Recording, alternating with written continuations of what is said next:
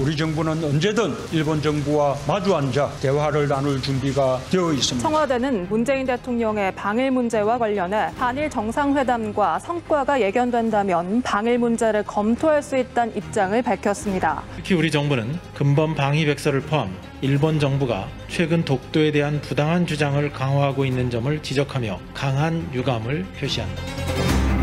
예, 어제 저희가 마지막 인터뷰로 일본을 연결했었죠. 지금 일본에서는 문재인 대통령이 도쿄올림픽에 오는 걸로 확정됐다라는 이런 보도가 나오고 있고 심지어는 15분 정상회담이 될 거다라는 보도까지 나온다고 합니다. 우리 청와대의 지금 현재 입장은 뭔지 궁금하고요.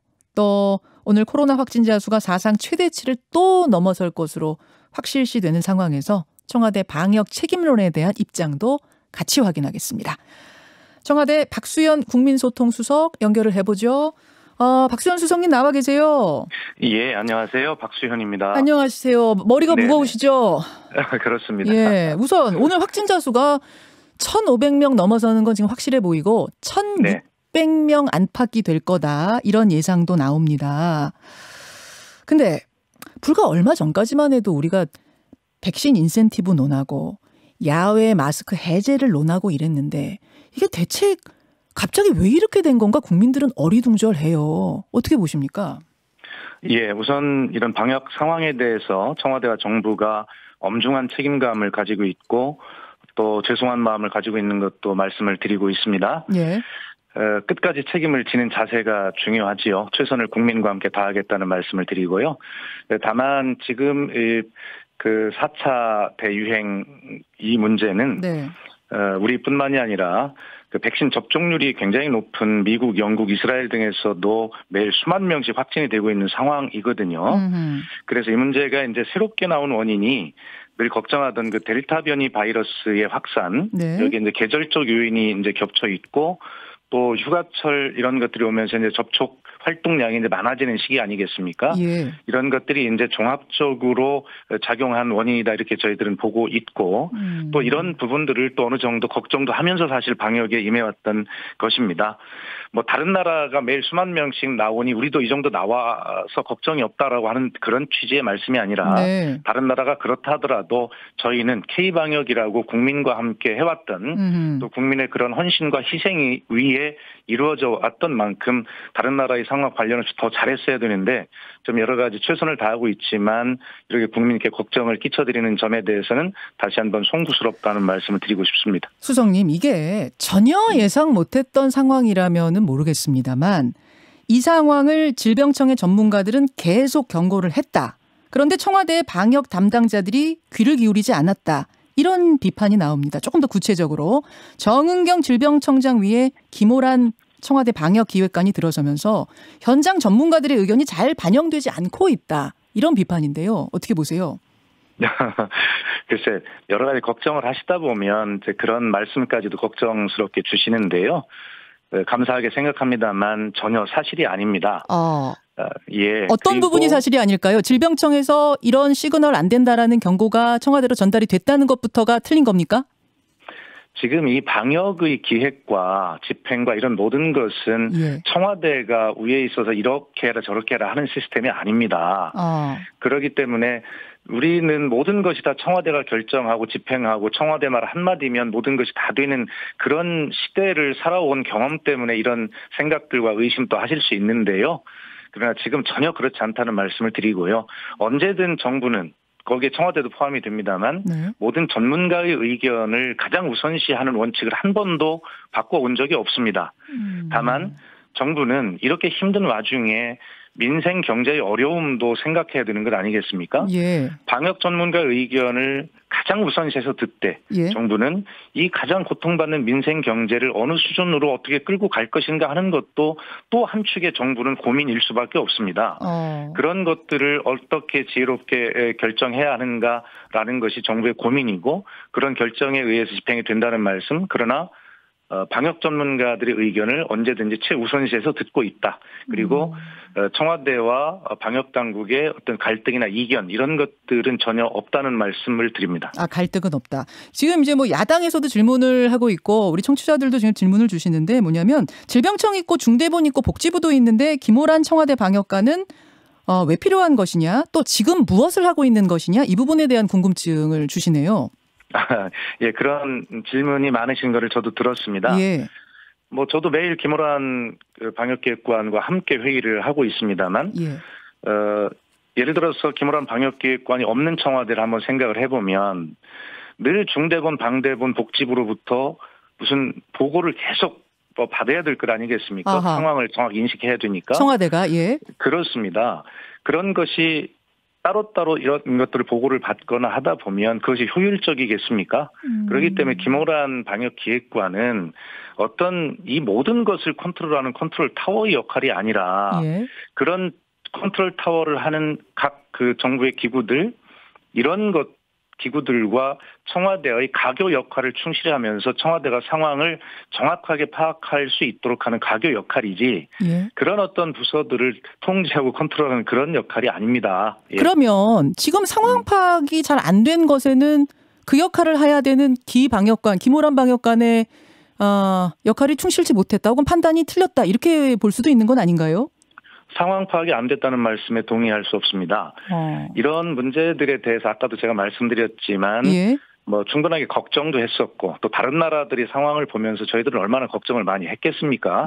그렇기 때문에 이것이 상황 파악을 제대로 못해서 그렇다라든가 뭐 이런 것들에는 저희가 죄송스러운 마음은 틀림없지만 그렇게 동의할 수 없다는 말씀을 드리고 이런 상황도 여러 가지 걱정들 중에 들어 있었다는 말씀을 드립니다. 아, 이런 상황도 예견돼 있었고 김호란 방역관도 이 부분에 대해서 보고를 했었고 다만 네, 예. 뭐 민생 경제 이런 것 고루 생각하다 보니 그런 결정이 내려졌었던 거다. 뭐 인센티브라든지 그런 말씀으로 이해하면 되는 건가요? 그렇습니다. 정부로서는 언제든지 뭐 최선은 아닐지 모르지만 최선에 가까운 결정을 하기 위해서 늘 고민하고 국민과 함께 하고 있다는 말씀을 드리고 싶습니다. 알겠습니다. 그럼 뭐 야당에서 지금 이제 기방역관 경질해라 이런 뭐 사퇴해라 이런 것에도 동의하기는 어려우시겠네요.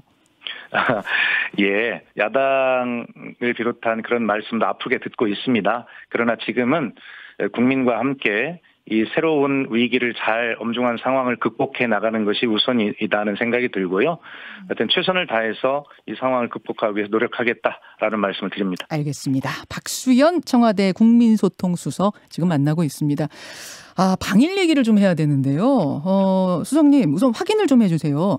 네. 정말로 일본 언론 보도처럼 문재인 대통령이 개막식 참석을 하고 이미 이게 확정이 됐고 15분 정도 한일 정상회담이 있을 거다. 사실입니까? 저희가 일본의 그 도쿄 올림픽을 계기로 문재인 대통령께서 방일을 하시고 또 하게 된다면 한일 정상회담을 이루고 거기에서 양국 국민들에게 희망을 줄 수 있는 어떤 성과를 내기를 바란다는 그런 입장을 계속 저희는 유지해왔지 않습니까? 예. 뭐 이번 주 내내 마찬가지이고요.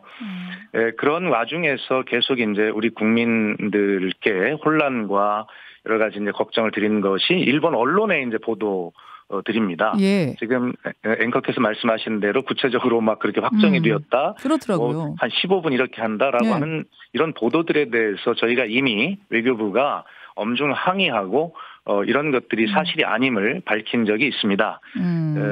그래서 어떤 계속 일본 언론들에 대해서 이런 어떤 양국 관계를 풀어가는데 특히 이번에 한일 정상회담 문제를 풀어가는데 그러한 보도 태도가 도움이 되지 않는다라고 하는 말씀을 다시 한번 드립니다. 지금까지 아무것도 결정된 것이 없습니다. 이게 궁금했어요, 저는. 그러니까 이게 오늘 수석님을 제가 직접 인터뷰하겠다 생각한 것도 하도 여기저기서 이런저런 얘기가 나오고 일본 언론은 막 확신하면서 보도하고 이래서 헷갈려서요. 네. 도대체 어디까지가 팩트인가 확정인가 이게 궁금했는데 아무것도 정해진 것 없다. 그 말씀이세요? 그렇습니다. 예. 그러면 우리 정부의 입장은 충분한 성과가 나오는 정상회담이 없다면 개막식 참석도 없다. 이겁니까? 저희가 그렇게 확정적으로 말씀을 드린 적은 없습니다만 저희의 조건은 뭐냐면 예. 한일 정상회담이 이루어지고 한일 양국 국민들에게 희망을 줄 수 있는 실질적 성과가 있기를 희망한다라고 하는 입장을 계속 유지하고 있습니다. 예. 만약에 지금 앵커가 질문하신 대로 예. 만약 그런 어떤 실무 접촉을 통해서 예. 그러한 합의에 이르지 못한다면 그러면 무산되는 거냐 방일이 네. 이렇게 이제 물으실 수 있는데 저희는 그 질문에 대해서 끝까지 저희 입장을 고수하면서 일본 측에 태도 변화를 촉구한다라고 하는 말씀으로 답변을 대신하겠습니다. 그러면은 제가 얘기한 게 맞는 거죠. 저도 아마 질문하면서 막 헷갈려 버리네요. 그러니까 정상회담에서 실질적인 메시지, 국민에게 희망을 줄 수 있는 어떤 실질적인 현안에 대한 메시지, 그런 성과가 담보돼야만 대통령은 방일하실 수 있다라는 게 지금까지 기본 입장이고 변함이 없다. 그렇습니다. 그런 거죠. 예, 그렇습니다. 일본에서 한 가지 덧붙인다면 아까 앵커께서 질문하신 대로 일본 언론의 이제 회담 시간, 형식 뭐 이런 걸 가지고 계속 보도를 확정적으로 하고 있는데 다시 한번 유감을 표하고요. 저희들 입장은 회담 시간이나 형식, 뭐 의전 이런 것들이 본질이 아니다라고 하는 말씀을 드리고 예를 들어 15분 회담을 해도 말씀드린 대로 양국 국민에게 희망을 줄 수 있는 성과가 나올 수 있다면 1분을 하든 15분을 하든 그것이 뭐가 중요하겠습니까? 그 희망을 주는 실질적인 성과라는 거예요. 그게 말하자면은 어떤 강제징용 배상 판결에 대한 거라든지 뭐 반도체에 관한 부분이라든지 이런 게 되는 거죠. 그러니까 그것은 이제 뭐 우리 국민이나 언론들이 이제 예측을 해보실 수는 있지만 아직 실무 접촉을 진행하고 있고 해야 하는 정부 당국자나 청와대 입장에서는 그것을 구체적으로 언급할 수 없다는 것을 말씀을 드리고 실질적 협력 또 미래지향적 관계 이런 것들이 어떤 거냐라고 하는 것에 대해서 계속 실무적으로 논의를 하고 있다라는 말씀을 드립니다. 예. 이런 상황이면 그냥 가지 않으시면 안 됩니까? 라는 청취자 지금 의견도 들어오는데요. 그러니까 그런 어떤 국민들께서 많으신 걸로 생각을 하고 있고요. 그러나 국가의 국정을 책임진 대통령 입장에서는 정부 입장에서는 가장 가까운 이웃 일본과 감정으로만 어떤 일을 할 수 없는 것 아니겠습니까? 그렇죠. 늘 역사 문제는 역사 문제대로 대화와 또 여러 가지 협의를 통해서 해결해 나갈 문제고 또 가장 가까운 나라로서 미래지향적으로 협력해야 될 것은 협력하는 투트랙 전략을 저희가 이제 가지고 있기 때문에 어떻게 해서든지 뭐 문재인 대통령이 꼭 아니시더라도요. 그리고 뭐 임기가 얼마 안 남았기 때문에 뭐 임기 내에 성과를 내려고 저희가 서두르는 것 아니냐라고 하는 그 입장을 뭐 말씀하시는 분들도 계신데 그런 것들로 판단할 문제가 아니다. 오직 대한민국의 국익과 미래를 위해서 우리가 한일 관계를 어떻게 설정하고 또 풀어나가려는 노력을 해야 되는가라고 하는 그런 어떤 취지만 있다라는 말씀을 드립니다. 알겠습니다. 여기까지 오늘 청와대 입장 확인을 하죠. 국민소통수석입니다. 박수현 수석님 고맙습니다. 감사합니다.